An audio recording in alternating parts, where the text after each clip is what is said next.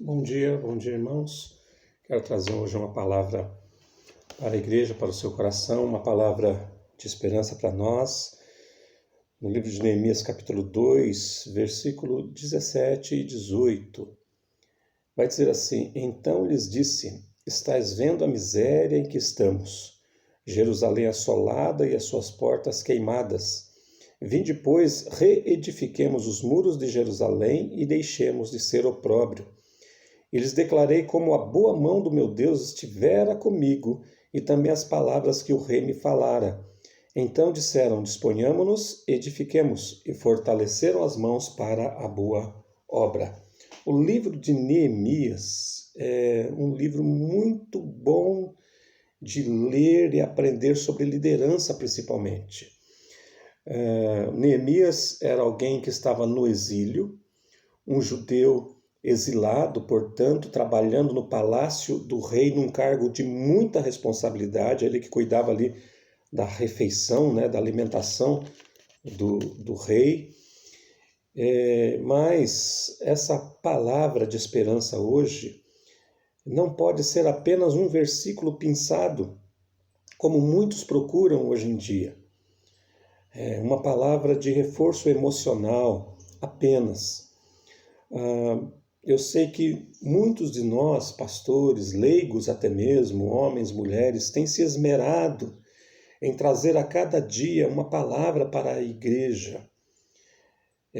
Mas nós caminhamos numa lâmina muito tênue entre alimentar com toda a palavra de Deus e cair no simplismo de usar versículos apenas como um reforço emocional. E a palavra de Deus não é só isso. A palavra do Senhor não pode ser usada como uma chave mestra que abre todas as portas. Ela não pode ser usada como um mantra, que você pega uma palavra, um versículo e fica repetindo e repetindo e repetindo aquilo como se a mera repetição fosse afastar os problemas, fosse ajudar você a superar as suas lutas. A palavra de Deus é muito mais do que isso. Tudo que foi escrito para o nosso ensino, para aperfeiçoamento e para a edificação e principalmente para nos mostrar o plano de Deus de redenção e de salvação. Baseado nisso, esse versículo ele está dentro de todo um contexto maior que nós não podemos ignorar. Como é que um homem como Neemias, chegando à sua cidade depois de uma viagem ali de mais de 2.000 quilômetros, enfrentando a oposição dos povos da terra, dos inimigos, no capítulo 2, versículo 10 vai dizer: Disto ficaram sabendo Sambalate, Oronita e Tobias, o servo amonita, e muitos lhes desagradou que alguém viesse a procurar o bem dos filhos de Israel. Então tinha a oposição dos homens da terra, tinha a realidade em si. O capítulo 2, versículo 11, vai dizer que ele chegou em Jerusalém e começou a caminhar pela cidade, aquele monturo, aquele amontoado de pedras, portas queimadas, destruição. Como é que um homem desse não desistiu? Como é que ele não deu as costas e voltou e disse: Isso não é comigo? Não é problema meu, deixa eu voltar para o meu cargo, para a minha posição social, para o meu bom salário, para a minha responsabilidade diante. Por que ele não fez isso? Por que ele não desanimou? Por que ele seguiu em frente? Não foi apenas uma frase bonita que o motivou. Para compreendermos isso, é preciso então olhar no capítulo 1, versículo 2, ele vai dizer que o irmão dele havia chegado de Jerusalém com outros judeus e ele perguntou, ele se informou a respeito do problema. Ele soube do sofrimento e da luta que estava naquele lugar. Ele não colocou o problema para debaixo do tapete, ele não disse que as situações são situações imaginárias. A próxima atitude dele foi lamentar, algo perfeitamente natural diante de uma notícia ruim. Eu faço isso, você também faz.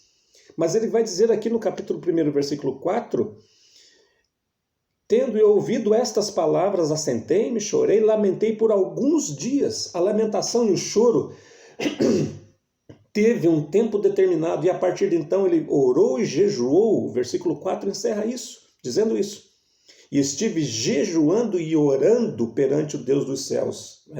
O gerúndio aqui vai dar essa ideia, de que era uma coisa constante, ele continuava fazendo aquilo. Não era algo pontual. Depois de receber essa informação, depois de buscar ao Senhor, de humilhar-se diante de Deus, ele vai recordar então o que ele era e o que os seus irmãos eram diante do Senhor e no plano de Deus. O capítulo 1, versículo 10, depois de uma confabulação, oração diante do Senhor, ele vai falar assim: esses ainda são os teus servos e o teu povo que resgataste com teu grande poder e com tua poderosa mão.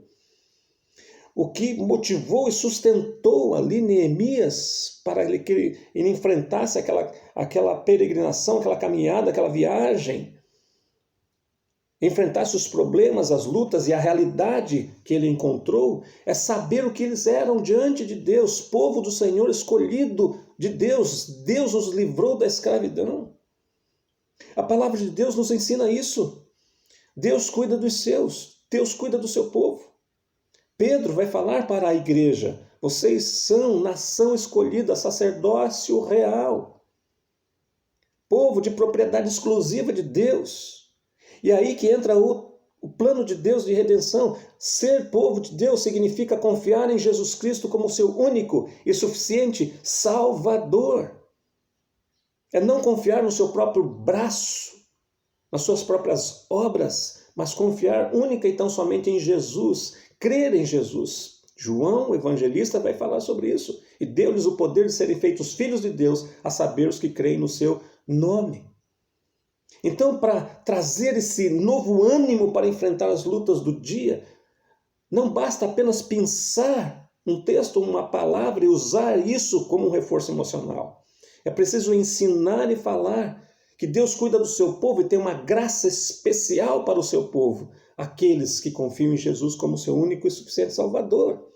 A partir do momento que Neemias relembra o que eles são diante de Deus, ele parte para a atitude, para a ação.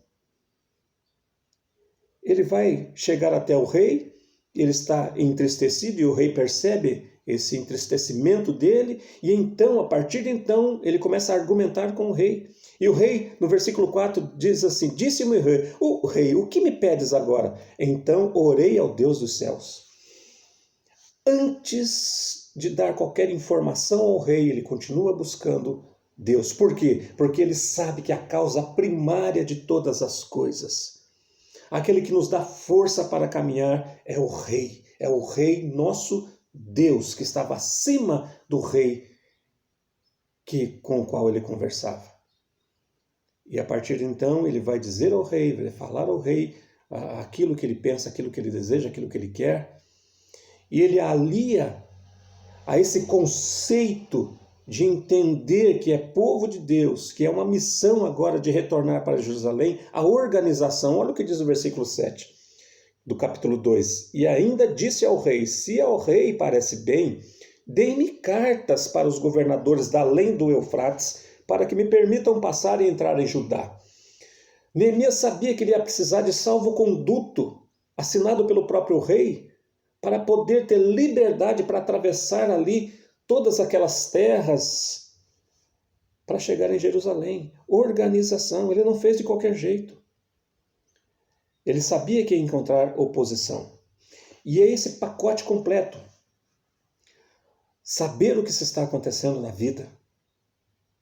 Entristecer-se, sim. Mas orar e jejuar, humilhar-se diante de Deus. Compreender o que você é diante do Senhor.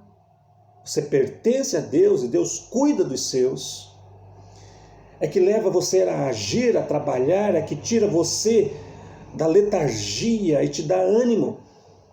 E é assim, é com esse pacote completo que Neemias chega para os seus liderados. E no versículo 17 ele fala: estás vendo a miséria em que estamos.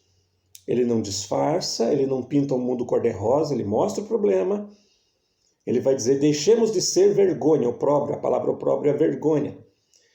lhe declarei como a boa mão do meu Deus estiver comigo. Lembra-se que eu falei? Acima do rei que estava ali, a quem ele servia, estava o Rei Deus Todo-Poderoso. A boa mão de Deus estava com ele. E as palavras que o rei me falara, o versículo 18 vai dizer. Então disseram, disponhamos-nos e edifiquemos, ou seja, tenhamos disposição, vamos construir. E fortaleceram as mãos, o verbo aqui está no plural, eles não dependeram de uma pessoa só, não dependeram de um guru, não dependeram de uma frase de efeito, mas eles se fortaleceram com esse conceito, com essa ideia. Pertencemos ao Senhor e o Senhor nos trouxe aqui para reedificar. É isso que dá a nós condição de enfrentar as lutas do dia a dia. Durante a reconstrução, você vai lendo as escrituras, você vai entender que teve momentos que o povo desanimou, teve momentos que o povo enfrentou os inimigos, teve momentos que o povo teve que enfrentar a sua própria falta de prioridade, começaram a construir as suas próprias casas, esqueceram o templo. Então Deus levanta profetas para chamar a atenção.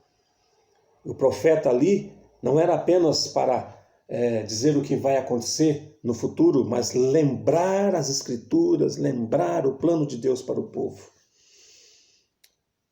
Que Deus te abençoe.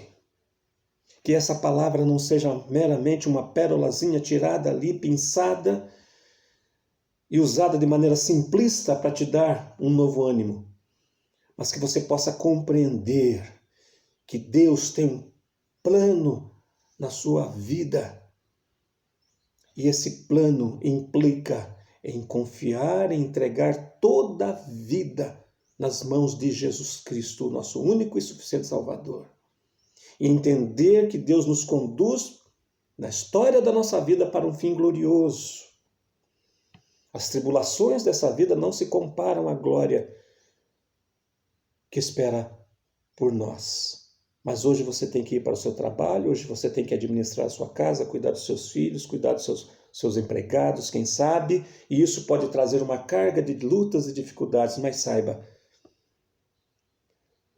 Deus cuida de nós. A boa mão do Senhor está conosco.